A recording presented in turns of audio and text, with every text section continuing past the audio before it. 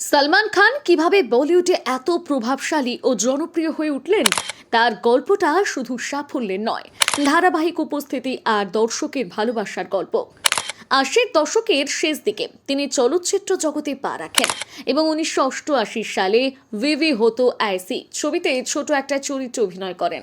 তবে ১৯৮৯ সালে ম্যানে প্যার কিয়া মুক্তির পর তিনি রাতারাতি তারকা হয়ে ওঠেন। রোমান্টিক নায়ক হিসেবে তার জনপ্রিয়তা দ্রুত বাড়তে থাকে। পরবর্তী সময়ে হাম আপকে হ্যায় কন এবং করণ অর্জুন তাকে পরিবারের প্রিয় মুখ বানায়। ২০০০-এর দশকে কিছুটা ওঠানামা থাকলেও ২০০৯ সালে ওয়ান্টেড ছবির মাধ্যমে নতুনভাবে অ্যাকশন হিরো হিসেবে ফিরে আসেন। এরপর একের পর এক ব্লকবাস্টার তাকে ম্যাস সুপারস্টার হিসেবে প্রতিষ্ঠিত করে। তিনি কি বলিউডের শেষ কথা?